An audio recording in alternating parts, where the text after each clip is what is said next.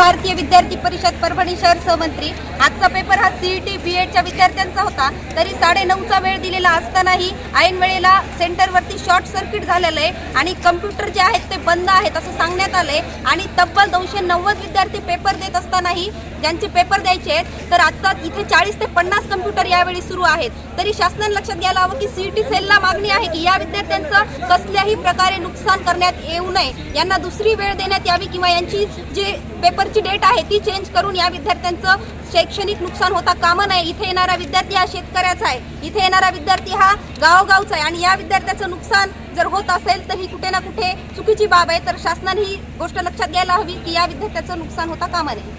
MGM centre या सेंटरमध्ये 290 विद्यार्थ्यांची पेपरची तारीख आजची दिलेली असून ऐन वेळी इथं पाहण्यात येतं की 40 ते 50 कम्प्युटर या ठिकाणी सुरू आहे। मग बाकीच्या कम्प्युटरचं काय, तर 40 ते 50 कम्प्युटरवरती 290 विद्यार्थ्यांनी पेपर द्यायचे का? आणि अशा जर चुका होत असतील तर महाविद्यालयाच्या शासनाच्या या चुका घेऊन विद्यार्थ्यांनी नेमकं जायचं कुठे?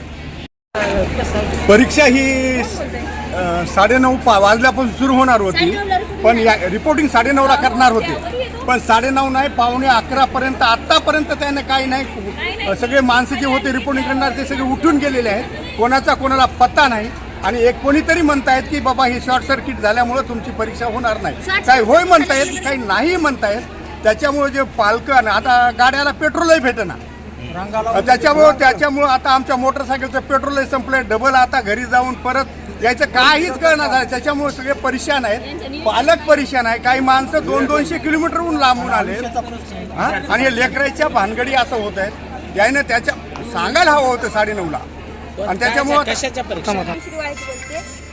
मी बीएड सीईटीची परीक्षा देणार आहे। तरी आज सकाळपासून 9-9:30ला आहे का नाही एक रिपोर्टिंग टाईम होता, आत्तापर्यंत 11 वाजले तरी पण अजून पेपर सुरू झाला नाही आणि नंतर म्हणते 12ला वाजता संध्याकाळी का नाही सर शॉर्ट सर्किट झाला। शॉर्ट सर्किट झाल्याच्या नंतर सगळेच होत असतं, लाईट पण झाली आहे पण अर्धे कॉम्प्युटर चालूच आहे तिथं, पुन्हा लाईट चालू आहे, तरी पण कसं काय होईल? मग शॉर्ट सर्किट झालं तर सगळंच होईल ना नुकसान, अर्धं थोडंच होणार आहे। या त्यांचं काहीच मेळ लागत नाही, कोणीच बोलत नाही आहे, काय लिहून लिखी द्या म्हणलं ते पण देत नाही। तर आम्हाला आहे ना वर्ष वाया जातं ना आमचं ऍडमिशन भेटावं कुठं पण। तर अजून बीएससीचे पेपर आहेत आमचे, पुन्हा अजून त्याच्यामुळे आम्ही हे करून आलोत, आमचं प्रॅक्टिकल दिलं नाही आम्ही, ते बुडून आलोत आम्ही, तिकडं नुकसान इकडं नुकसान, सगळीकडे नुकसान झाले ना आमचं।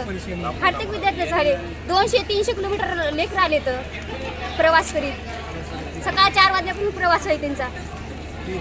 ऐन वेळेस यांना काय म्हणते तर पेपर होणार नाहीत, यांचं कारण काय? लोक लांबून आलेत, एक तर पेट्रोल भेटना, पेट्रोल बाबतीत रांगीला लागून तिथं परेशान करून रात्रीचे लोक आलेत। आणि जे लेकरांचं जे बीएडचं वर्ष आहे, हे बीएडचं वर्ष याचं जिम्मेदार कोण आहेत? याचा जिम्मेदार घ्यायला पाहिजे ना कोणी ना कोणतरी, नाही तर नेमकं सांगायला पाहिजे।